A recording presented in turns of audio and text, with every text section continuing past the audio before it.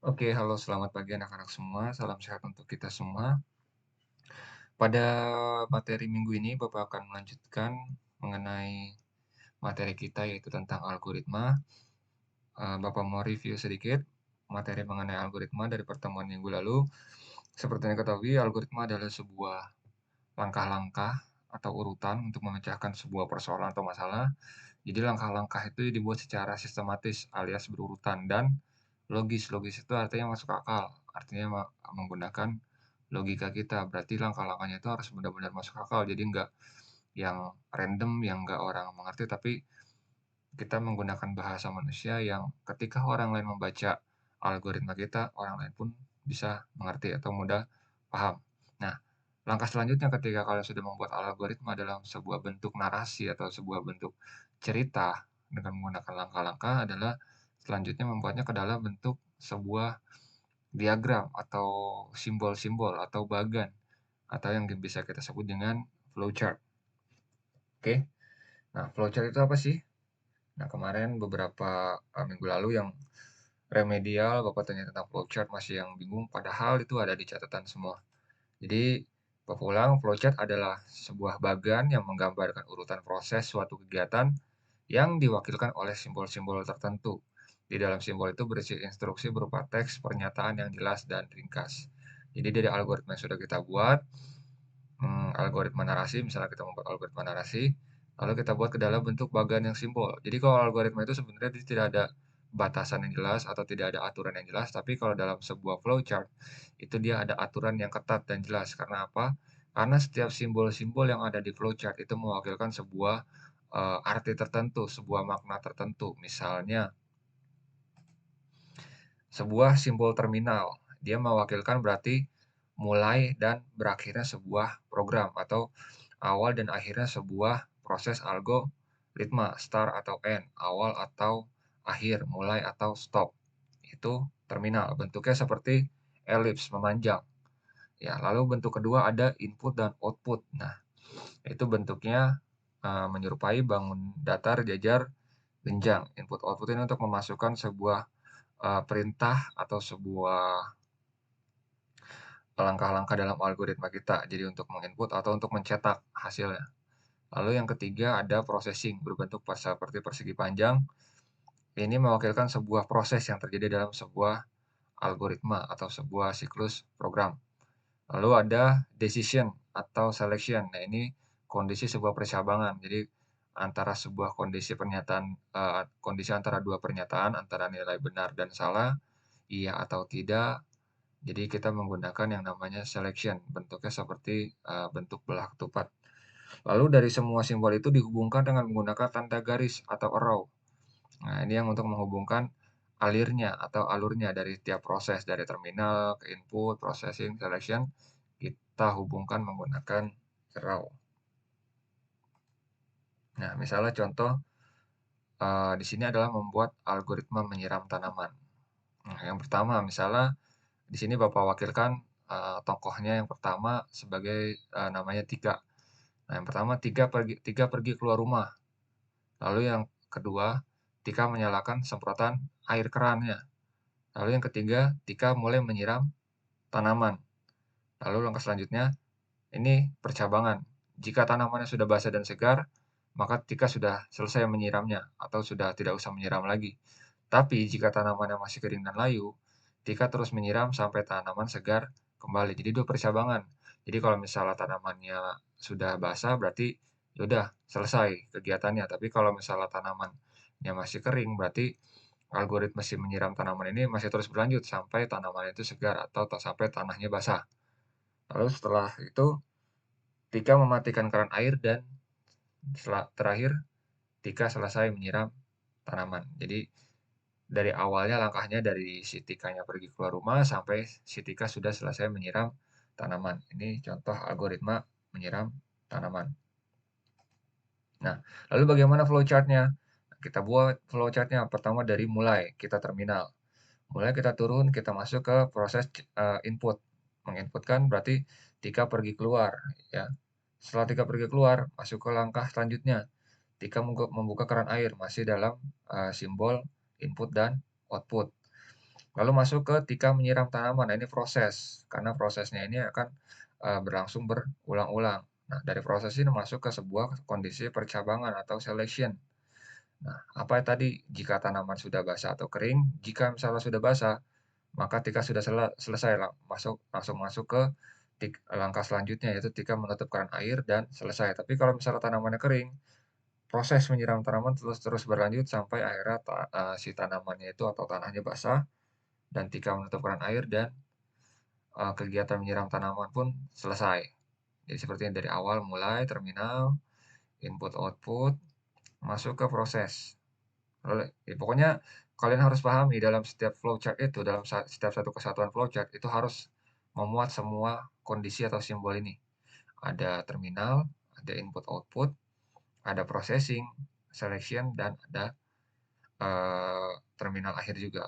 Sebenarnya kalau selection ini opsional. Kalau memang tidak perlu ada sebuah kondisi, ya kita nggak usah pakai sebuah simbol selection. Tapi kalau misalnya dia ada sebuah kondisi, kita wajib menggunakan selection. Tapi kalau misalnya terminal, input, output, proses, itu sudah wajib harus ada dalam sebuah satu flowchart. Nah, contoh kedua, membuat algoritma menanak nasi. Nah, yang pertama, kita mencuci beras dulu dengan air bersih. Lalu yang kedua, masukkan beras ke dalam magicom. Di sini Bapak menggunakan memasak berasnya menggunakan magicom. Lalu yang ketiga, beri air bersih sesuai takaran yang ada ke dalam magicom. Jadi sesuaikan, misalnya kalau beras 1 liter berarti airnya berapa. Kalau misalnya berasnya 2 liter berarti airnya harus berapa. Jadi sesuai takaran ke dalam si magicom. Lalu langkah selanjutnya, menambahkan air jeruk nipis bila perlu untuk sebagai pewangi. Itu bila perlu. Jika dirasa tidak perlu ya berarti tidak usah ditambahkan. Lalu langkah selanjutnya adalah colokan magicom ke colokan listrik atau stop kontak. Setelah dicolokkan, geser tombol ke posisi cook atau posisi memasak dari tombol warm atau menghangatkan ke posisi cook. Lalu, tunggu hingga lampu cook berganti menjadi lampu warm atau hingga nasi masak. Ya, setelah nasi sudah masak, atau setelah lampunya berpindah dari cook ke warm, nasi siap dihidangkan.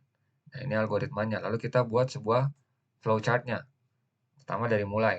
Pokoknya kalian harus ingat, pertama tuh harus ada mulai dan terakhirnya harus ada selesai atau akhir. Awal akhir, mulai selesai, start stop, bebas terserah kalian. Lalu langkah kedua adalah cuci beras dengan air bersih. Ya kan, masuk ke input output. Masuk lagi, masukkan beras ke dalam magicom. Lalu masukkan air bersih ke dalam ke magicom sesuai takaran. Nah, ini kenapa masih input output Pak? Kenapa belum proses? Karena dia masih memasukkan. Berarti kan memasukkan itu input. Lalu masuk ke dalam sebuah kondisi seleksi. Kira-kira kalian mau menambahkan jeruk nipis enggak? Kalau misalnya ingin menambahkan ya, ya lanjut ke tahap selanjutnya yaitu mencolokkan si magicom ke stop kontak atau ke colokan listrik. Setelah itu geser tombol yang ada di magicom dari posisi warm ke posisi cook. Lalu selanjutnya tunggu hingga nasi masak atau tunggu hingga nasi matang. Nah, ini masuk ke dalam sebuah proses. Lalu nasi siap dihidangkan dan program berakhir atau selesai. Jadi seperti itu contohnya, selesai. Nah, jadi Bapak minta pada pertemuan kali ini kalian buat sebuah kelompok. Kalian buat sebuah kelompok terdiri dari 5 orang. Salah buat sebuah kelompok.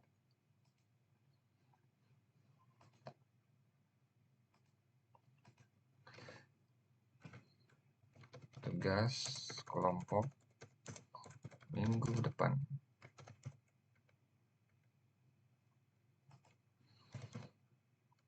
Buatlah sebuah kelompok beranggotakan 4 orang. Terus buat sebuah algoritma dalam bentuk narasi seperti yang Bapak contohkan dan flowchart-nya menggunakan Microsoft Word. File disimpan ke dalam flash disk dan dipresentasikan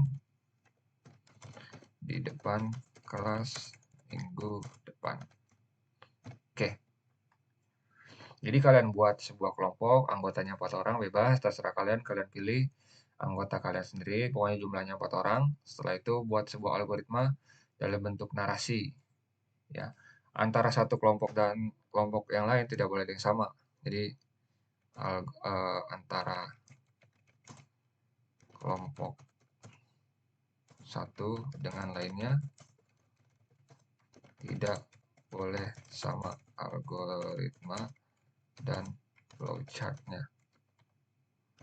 Misalnya kelompok satu buat algoritma dan flowchart membuat es jeruk atau es campur. Kelompok 2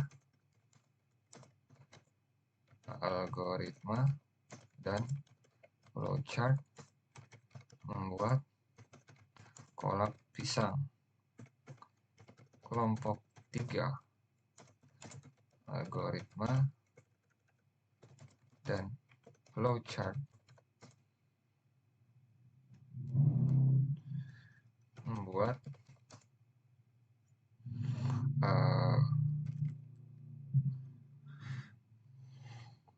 nasi, membuat ayam geprek misalnya, ayam geprek spesial.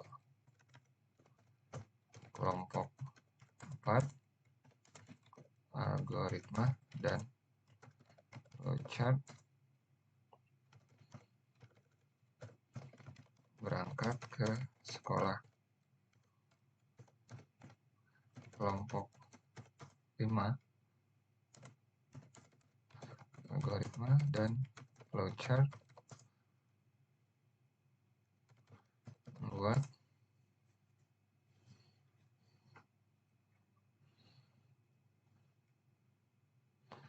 es timun suri karena dalam kondisi puasanya. Nanti coba kalian buat anggota kelompoknya, lalu kalian sepakati. Ini Bapak hanya membawa contoh ya, algoritmanya seperti apa. Sisanya mungkin terserah kalian. Yang penting algoritmanya juga jangan terlalu pendek, jangan cuma 3 langkah atau 4 langkah. Kalau bisa lebih dari 5 langkah, kalau bisa sampai 10 langkah, lebih bagus. Jadi nanti kalau sudah selesai, kalian bawa filenya dalam bentuk flashdisk, kalian sudah pindahkan ke flashdisk, dan dipresentasikan di depan kelas minggu depan. Sama sekalian Bapak mau untuk remedial PH 3 tik kemarin yang sebagian ada yang belum, sekalian Bapak remedial, sekalian kalian juga tugas kelompok presentasi.